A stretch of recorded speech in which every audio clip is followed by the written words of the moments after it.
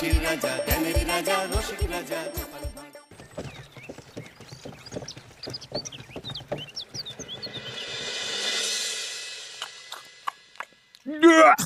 আরে বাবা, কি বিশ্রী রান্না হয়েছে। তরকারিতে কি কোনো জিরে বাটা, আদা বাটা কিছুই দেয়নি না? কই গো রাধুনী ঠাকুর, কোথায় গেলে? এদিকে এসো। বলুন রানীমা। বলছি, তুমি তো রাজবাড়িতে দীর্ঘদিন ধরেই রান্না করছো, কিন্তু ইদানিং তোমার রান্না এত বেস্বাদ লাগছে কেন? সে তো আমি বলতে পারবো না, আমি তো আগের মতনই রান্না করি। ছোট মুখে বড় কথা বলছি, আমি কিছু বলতে চাই রানীমা। এই তুই আবার পাকামো করতে এসছিস কেন রে? তোকে কি রানীমা ডেকেছেন নাকি? আহ, কি বলতে চাইছে শুনেই দেখি না, বলো। রানীমা, এখন আর রাধুনী ঠাকুর আগের মতো যত্ন নিয়ে রান্না করেন না।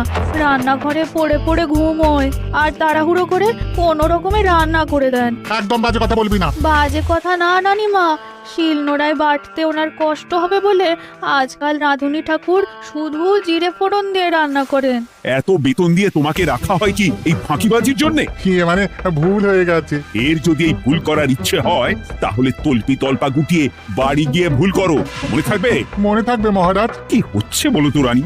সকালে বাগানে পায়চারি করছিলাম, দেখি মালি একটা গাছেও জল দেয়নি। এই গরমে জল না পেলে যে গাছপালাগুলো মরে যাবে। সবাইকে এবার মনে হচ্ছে বলে বলে কাজ করাতে হবে।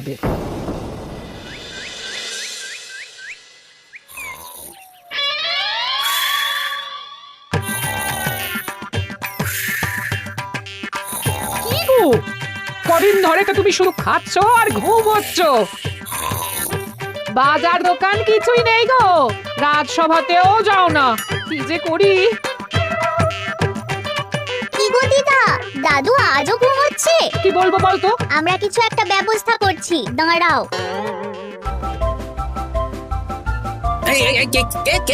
ওঠো দাদু, আর কত ঘুমে? উড়ে বিরাটে সীমা থাকে। ওঠো বলছি, ওঠো, ওঠো না।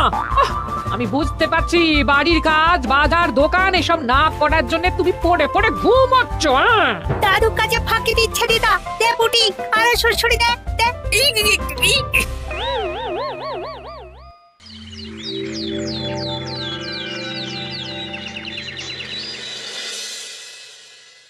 মহারাজের শরীর খারাপ না মন খারাপ? মহারাজ এরকম চুপ করে ঘুম মেরে থাকলে তো রাজপাট সব উঠে যাবে। কিছুই বুঝতে পারছি না। মহারাজ আছেন চুপটি করে, নেই যে মুখে শব্দ। ফাঁকি দিলে এবার তাকে করব আমি জব্দ। অনেক শুয়েছি, আর নয়। মহারাজ, কে ফাঁকি দিচ্ছে? আমি তো ফাঁকি দিই না। পণ্ডিত, তুমি দিচ্ছ নাকি ফাঁকি? না না, বৈদ্য। আমি ফাঁকি দিলে সবাই ওই রোগে ভুগে মরে যাবে। আমি তো রোজ সময়ই রাজসভায় আসি, তাহলে আমি বলছি আসল কারণ। রাজবাড়ির রাধুনী ফাঁকি দিচ্ছে, আর 3 দিন ধরে রাজসভায় গোপাল বেপাত্তা। হ্যাঁ, এই গোপাল বেটাই আসল ফাঁকিবাজ। তোকে বরখাস্ত করে দিই। গোপালকে যদি বরখাস্ত করা হয় তাহলে বিপদে আপদে মহারাজের পাশে দাঁড়াবে কে? অসময় মহারাজ বুদ্ধি পাবেন কার কাছে? এই সুযোগ, এই সময় গোপালকে মহারাজের চক্ষুশূল করতে হবে, তাহলে আমি একেবারে জেঁকে বসতে পারবো। মহারাজ, গোপাল ঠিক কতটা ফাঁকিবাজ হয়ে উঠেছে তার কোনো ইয়ত্তা নেই। হ্যাঁ বলুন তো। বেটা গোপাল কোনোদিন সঠিক সময়ে রাজসভায় আসে না, কোনো দিন তো আসেই না, যেমন আজকেও আসেনি। আর না এলে মহারাজকেও কারণটা জানায় না। আপনাকে সম্মান করা তো দূরের কথা, কোনো ভ্রুক্ষেপই করে না। এটা কিছুটা হলেও মন্ত্রী মশাই ঠিক কথা বলছেন। হ্যাঁ, এ তো একদম সঠিক কথা। ঠিক বলেছ। প্রহরী, প্রহরী, বলুন মহারাজ। তুমি আরেকজনকে সাথে নিয়ে এক্ষুনি গোপালকে তুলে নিয়ে এসো। আচ্ছা মহারাজ। বলি, তুমি আজকেও রাজসভায় কামাই করবে? অর্ধেক দিন কামাই করলে বেতন কাটা যাবে গো। গিনিমা, গোপালকে মহারাজ ডাকলেন। ওই দেখো, রাজবাড়ি থেকে প্রহরীও ডাকতে এসেছে। ওহ, মহারাজের আদেশ না শুনলে তোমাকে তুলে নিয়ে যেতে বাধ্য হব। আরে দাঁড়িয়ে দেখছিস কি? তুলে নিয়ে চল। ঠিক বলেছিস, তুই হাত ধর আর আমি পা ধরি। আমরা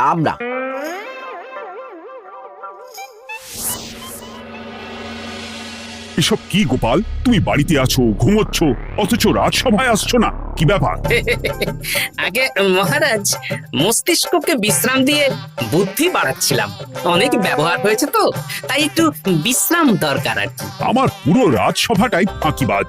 আমি সবাইকেই বিদায় করব, আর গোপালকেও। এই সেরেছে, আমি ফাঁকিবাজ নই মহারাজ। আমি খোঁজ নিয়ে দেখেছি সবাই কম বেশি গায়ে হাওয়া লাগিয়ে ঘুরছে। মহারাজ, আমি তো নদীর পাড়ে বসে শীতল হাওয়া গায়ে লাগাই, তবেই তো ঢেউয়ের মতো আমার ছন্দ আসে। কেউ ফাঁকিবাজ না মহারাজ, আসল ফাঁকিবাজ গোপাল। মহারাজ, আমি যদি দরকারে আপনাকে বুদ্ধি দিয়ে, ফাঁকা সময়ে বিশ্রাম দিয়ে ফাঁকিবাজ হই, তাহলে মন্ত্রী মহা ফাঁকিবাজ। কারণ মন্ত্রীর কাজ রাজাকে বুদ্ধি দেওয়া, তা তিনি করেন না বলেই আমাকে দরকার পড়ে। আমি তো ভাঁড়, আমি শুধু হাসাবো, এটাই আমার কাজ। তাতে কি, সেনাপতিও তো সেনাপ্রধান, ও কি যুদ্ধ করে? রাজ্যে শান্তি শৃঙ্খলা বজায় আছে, তাহলে যুদ্ধ করে হবেটা কি? হ্যাঁ, অকারণে পায়ে পা দিয়ে যুদ্ধ বাঁধাবো নাকি? হ্যাঁ, যত সব। যখন তখন বিপদ আসতে পারে, তাই যুদ্ধের জন্য সব সময় সামরিক শক্তিকে প্রস্তুত থাকা দরকার। হ্যাঁ, এটা গোপাল ঠিক বলেছে। সেনাপতিকে তো কোনোদিন সেসব নিয়ে মহড়াও করতে দেখি না। তাহলে দাঁড়ালো 3 জন ফাঁকিবাজ। মূল অভিযুক্ত গোপাল দিন রাত কামাই করে, মন্ত্রী মহারাজকে বুদ্ধি দেয় না, আর সেনাপতি যুদ্ধের প্রস্তুতি নেয় না। এই 3 জনকে আমি বিদায় করব। এই সেরেছে, এ তো দেখছি বিনা মেঘে বজ্রপাত। না, তবে তোমরা যে ফাঁকিবাজ নও সেটা প্রমাণ করার জন্য 12 ঘন্টা সময় দেব। আমাদের কি করতে হবে? তোমাদের 3 জনকে 3টে খালি বস্তা দেব। প্রত্যেকে ওই খালি বস্তা নিয়ে জঙ্গলে যাবে, আর এই 12 ঘন্টার মধ্যে জঙ্গল থেকে বস্তা ভরে আনবে। একটা বস্তা ভরার জন্য 12 ঘন্টা সময়? এ তো খুবই সহজ কাজ। সহজ কঠিন জানি না, যে ফাঁকি দিয়ে ফাঁকা বস্তা জমা দেবে বা কিছুটা ভর্তি কিছুটা খালি আনবে, সে সাজা পাবে। আচ্ছা মহারাজ, আমি বস্তায় কি নিয়ে আসবো সেটা কি আপনি দেখবেন? তা দেখব না, কিন্তু বস্তা ভরে আনতে হবে, আর যা বস্তায় ভরে আনবে তাই নিয়ে সবাই বাড়ি ফিরে যেতে পারবে। তার মানে বস্তাতে যা থাকবে সব বস্তার মালিকই পাবে। একদম তাই। বুঝে গেছি, ভিতরে কোনো গভীর পরিকল্পনা আছে। প্রহরী, প্রহরী, তুমি এই 3 জনকে 3টে বস্তা দিয়ে দাও। যথা আজ্ঞা মহারাজ। আর বাকি সভাসদেরা আজকে রাজসভাতেই থাকুক। ওরা 3 জন আসবে, ওদের বিচার হবে, তারপর ফিরবে। আমাদের খাওয়া দাওয়া তাহলে রাজবাড়ির তরফ থেকেই দেওয়া হবে মহারাজ? হ্যাঁ। জঙ্গলে তো যাচ্ছি, কি নেব? গোপাল, আমি বলি কি, তুমি বরং আমার বস্তায় ঢুকে যাও, আমি তোমাকেই নিয়ে ফিরে যাই, লেটা চুকে যাবে। আপনি যদি একা আমাকে বস্তায় ভরে নিয়ে যেতে পারেন তো চলুন। একা? এই সেরেছে। দাঁড়ান, আমি আপনার কাঁধে চড়ে দেখি আপনি আমাকে বইতে পারবেন কি পারবেন না। না না, মুখ ফসকে বলে ফেলেছি, মাথা খারাপ নাকি? তাহলে নিজের মতন থাকুন।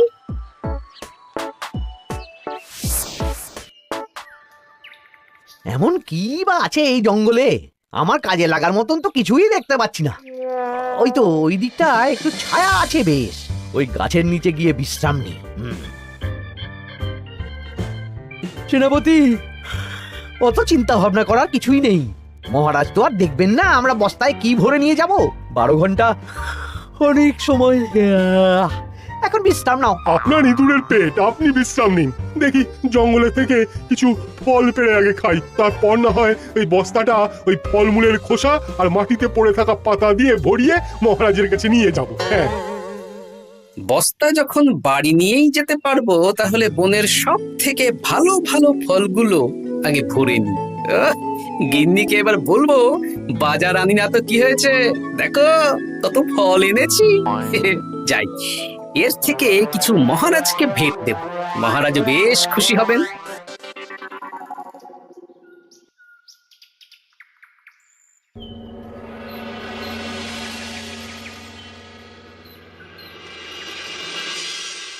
উফ, এই এত বড় জ্বালার মতো পেটখানা নিয়ে এই পেল্লাই গাছে উঠবো কি করে? দূর দূর, আশেপাশে ঢিল পাথরও দেখতে পাচ্ছি না। এই বুড়ো বয়সে হাড়গোড় ভাঙলে সে এক খারাপ ব্যাপার হবে। আরে দূরে ওদিক থেকে আওয়াজ পাওয়া যাচ্ছে, তার মানে এই বনে কেউ এসেছে। ভাই মদন, এই গাছটা ঝড়ে ভেঙে অনেক দিন পড়েছিল, এটা তো নেবই। তুই ওদিকে দেখ, কত মোটা একটা সেগুন গাছ রে। ওই গাছটা নিয়ে গেলে আমরা 1 বছর বসে খেতে পারবো। তাহলে আর দেরি কেন, হাত লাগা। আরে আরে আরে করো কি এগুলো সব আমাদের মহারাজ কৃষ্ণচন্দ্রের পছন্দের গাছ। ভুলেও এই গাছ কেটে নিয়ে যাওয়ার ভাবনা চিন্তা করো না। আর ওই সেগুন গাছটা তো মহারাজের সবচেয়ে প্রিয়। আরে মহারাজ কি করে জানবে শুনি? এই বনে তো তিনি ভুল করেও আসেন না। এই যে আমি আসি, আমি মহারাজের দূত। তোমরা যদি ভুল করে ওই সেগুন গাছে হাত দাও তাহলে কিন্তু তোমাদের গর্দান যাবে। এই সেরেছে, কিন্তু আমরা তো কাঠুরিয়া, কাঠ ছাড়া পেট চালাবো কি করে? সে তোমাদের ব্যবস্থা তোমরা করো, অন্য অনেক কাজ আছে। এই সামনের গাছটা মরে পড়ে আছে, এটার কাঠ আমরা নিয়ে যেতে পারবো তো? তা পারবে, এতে অত চিন্তার ব্যাপার নেই।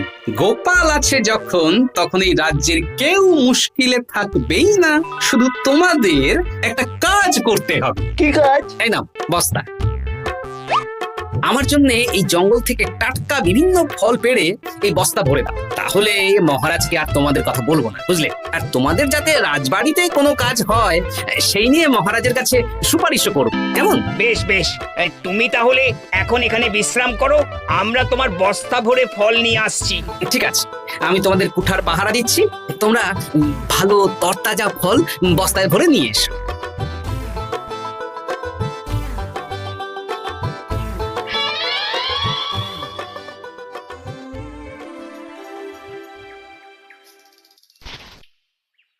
ব্যাস ব্যাস ব্যাস, আমার বস্তায় পাতা ভরা হয়ে গেল, এবার যেতে হবে।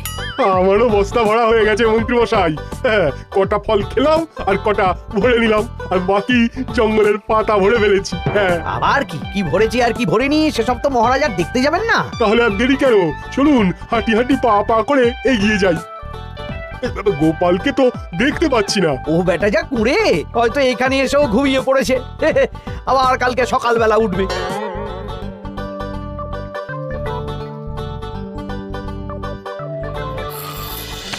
এই যে ভাইয়া, এই যে। হ্যাঁ, কে কে? আমরা। ও বলো, বস্তা ভরে এনেছো? হ্যাঁ, ভরে এনেছি। তাহলে চলো রাজসভায় যাই, তোমাদের একেবারে মহারাজের সাথে পরিচয়ও করিয়ে দেবো, আর কাজের ব্যাপারেও বলবো। চলুন, চলো চলো চলো।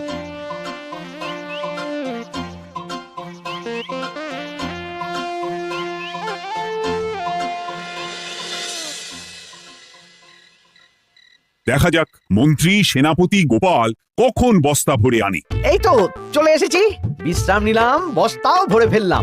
এই দেখুন মহারাজ, আমিও বস্তা ভরে এনেছি। বাহ, তোমাদের বস্তা দেখে তো মনে হচ্ছে খুব হালকা। হ্যাঁ, আপনি যখন আমাদের বস্তা ভরে কি এনেছি সেটা দেখবেন না, তখন অত খাটাখাটনি করে কি লাভ মহারাজ? কিন্তু গোপালের এখনো অব্দি দেখা নেই, ও কি সোনা গয়না ভরে আনছে? গোপাল যা কুঁড়ে আর ঘুমকাতুরে, হয়তো জঙ্গলেও ঘুমিয়েই পড়েছে।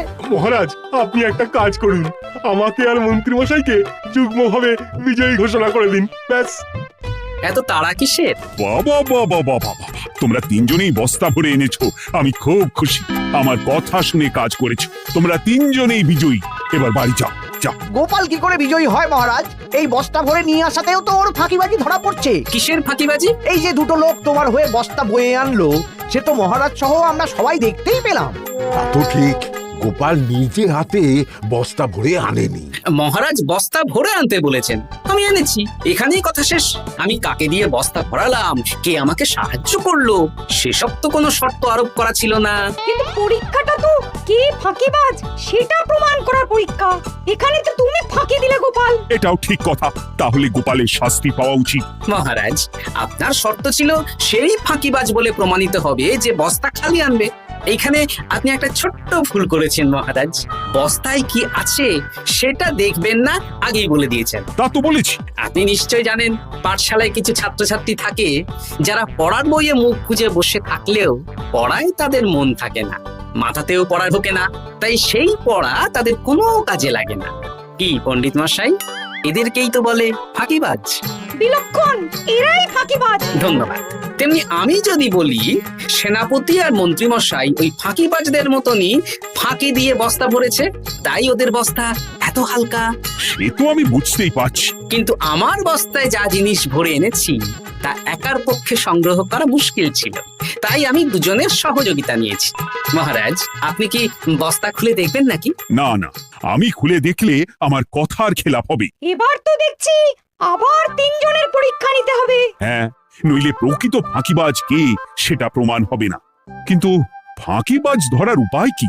মহারাজ, আমরা বরং আমাদের বস্তা নিয়ে বাড়ি না গিয়ে একদিন কারাগারেই থাকি, আর তাতেই প্রমাণ হবে এই বস্তায় সত্যি কি আছে যা আমাদের নিজেদের কাজে লাগবে। এটা ভালো বুদ্ধি। মহারাজ তখনই কারাগার থেকে আমাদের মুক্ত করবেন যখন আমরা আর থাকতে না পেরে ডাক দেব। আর যে আগে বেরোতে চাইবে সে সব থেকে বড় ফাঁকিবাজ, মানে যে আগু পিছু না ভেবে কাজ করে। বেশ, তাহলে তাই হোক। মহারাজ, কারাগারে শুধু জল ছাড়া আর কিচ্ছু দেওয়া হবে না, কারণ বস্তায় তো আর জল থাকতে পারে না। না না, তা কি করে হয়? শুধু জল? হ্যাঁ, আমি তো লোককে দিয়ে বস্তা ভরিয়েছি। আপনারা নিজে কি এমন কাজের জিনিস ভরেছেন সেটাই প্রমাণ হবে। বেশ, তাহলে তোমরা কারাগারে যাও। প্রহরী, ব্যবস্থা করো। আর এই দুজন কাঠুরিয়া বেশ কর্মঠ মহারাজ, যদি কোনো রাজবাড়ির কাজ থাকে এদের দিয়ে করাতে পারেন। আমার বাগানের মালিটা খুব ফাঁকি দিচ্ছে, তাহলে ওদের সাথে কথা বলে নিচ্ছি। যাও যাও, তোমরা কারাগারে যাও।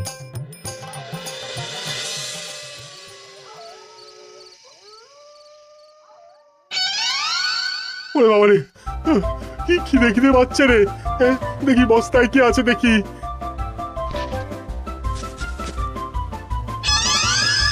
দু একটা পচা ফল, দেখি দেখি একটু ভালো আছে।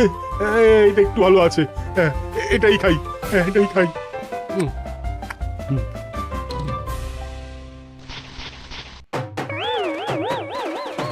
আমি তো শুধু পাতা ভরেছি, কি সেরেছি? আমাকে কি জল খেয়েই কাটাতে হবে? এবার আমি দেখি। আহ, টাটকা ফল আর জল। আমার কাছে যা ফল আছে এগুলো খেয়ে আরাম করে 5-6 দিন কেটে যাবে। ও গোপাল, আমাকেও কটা ফল দাও না গো।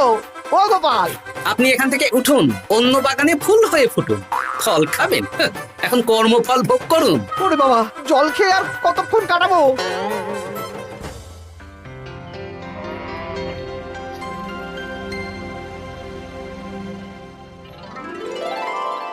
উফ, পেটটা চুই চুই করছে, কি খিদে পেয়েছে না। আমি আমি বাড়ি যাব। আপনি বাড়ি যাবেন? তাহলে বেরিয়ে আসুন, বেরিয়ে আসুন। বেটা গোপাল কায়দা করে এমন শর্ত দিতে বললো, পুরো ফেঁসে গেলাম। আমারও তো খাওয়ার মতন তেমন কিছু নেই, আমিও এখানে থাকবো না। আমি এখানেই আছি, ফল খাবো, জল খাবো, আর প্রকৃতির ডাক এলে একটু বাইরে যাব।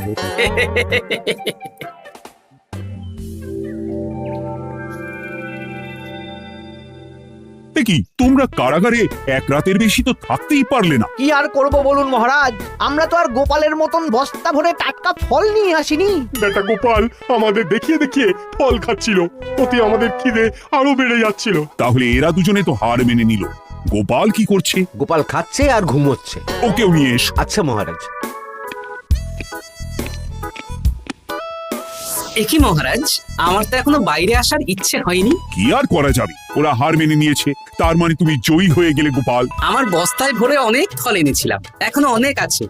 আপনি তাহলে বাকি ফলগুলো নিয়ে নিন। তাহলে তো এটাই প্রমাণ হলো গোপাল কাজের সময় ফাঁকিবাজি দেয় না, শুধু বুদ্ধি বাড়ানোর জন্য একটু বেশি ঘুমোয়। এই নাও গোপাল, তোমার উপহার। মহারাজ, আমি সময়ের কাজ সময়ে করি আর বাকি সময় একটু ঘুমাই। আমার এখন ঘুম দরকার মহারাজ, কাল থেকে অনেক ধকল গেল যে। বেশ, তোমাকে ঘুমানোর জন্য 1 সপ্তাহ ছুটি দেওয়া হলো। ধন্যবাদ মহারাজ। কি সেনাপতি আর মন্ত্রীমশাই, এবার বুঝলেন তো ফাঁকি দিলেই ফাঁকে পড়তে হয়, তাই কাজ করলে ভেবে চিন্তে করুন। চলি, খুব ঘুম পাচ্ছে।